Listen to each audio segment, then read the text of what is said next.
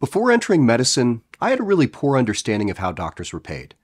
I understood the basic relationship between clinical productivity and compensation, but that was about the limit of my knowledge.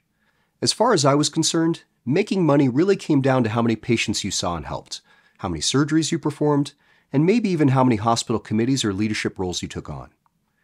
But as I've matured in my career, I've come to understand that increasing productivity and working more hours means you walk a really fine line between success and burnout. Keeping things fresh and diversified is the best way to stay happy and engaged in your primary career. And it turns out this is also a great approach to increasing your income without risking your mental health or, more importantly, your principles. A career in medicine automatically makes you a multi-threat with a wide array of options to optimize your income. And no, I'm not talking crypto, real estate, coaching, online courses, selling your plasma. Quite the opposite. So let's cut through the hype and focus on side gigs that maximize your earnings potential with the skills you already have, specifically your medical training and expertise. I've added chapters to the video, so feel free to skip forward if one of these ideas interests you in particular. Sound good? Let's dive in.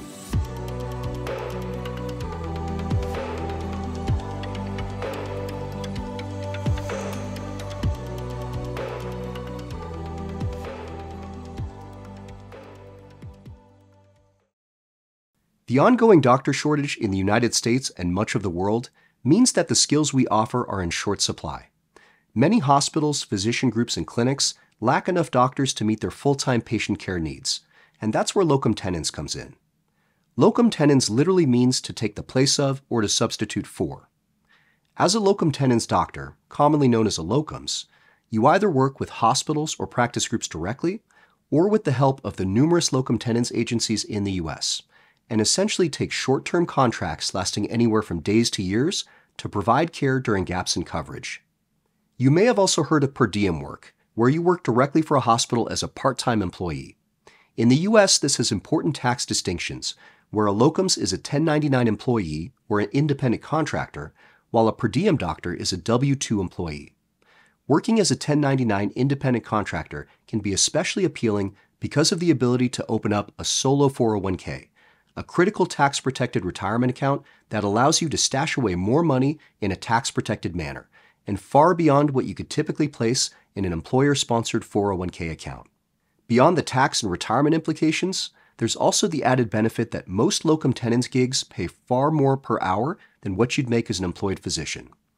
Although it depends completely on your specialty and the rate that a particular hospital or practice is willing to pay, I've seen rates ranging from $1,000 to more than $5,000 a day, depending again on the nature of the work you do. Add in the benefit of schedule flexibility, where you typically get to decide when and how long you work for, and you can see how this can quickly become a very powerful side hustle. Now, this of course comes with the important caveat that time is your most precious resource, and finding time when you may already be working in a busy primary career can be difficult.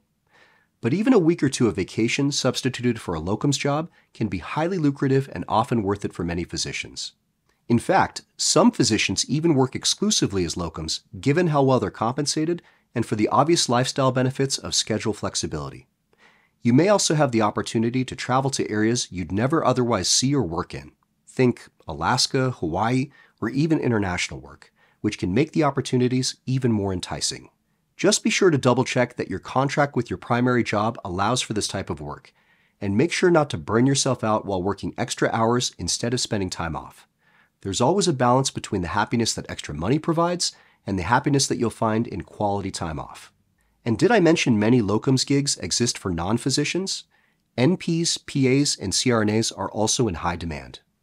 Medical malpractice work can be an excellent side hustle for many physicians. Hopefully you've never experienced a lawsuit yourself, but if you have, you'll have an even deeper appreciation for the work that physician expert witnesses do and the value of the expertise they can provide. Whether working for the plaintiff or defendant side, there are endless opportunities to add serious value. Typically, you'll be contacted by an attorney's office to review a case.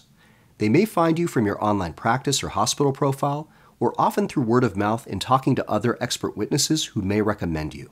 In fact, many university practices will even have forensic institutes that allow you to establish a profile for potential attorneys or courts to reach out for help with cases.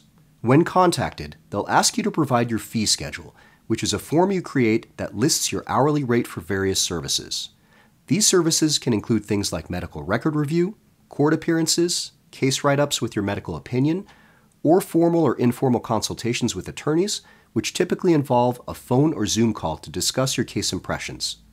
It's great to speak with colleagues in your specific field to understand what your rate should be for these services, but expect anywhere from hundreds to several thousands of dollars per hour, depending again on the services you provide.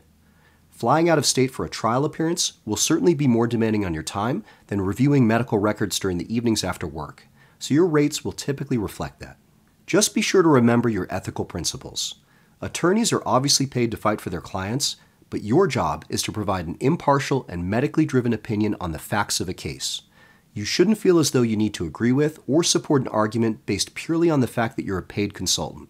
I think the best approach is to review a case without knowing which side an attorney is representing, so you can give an honest and impartial opinion.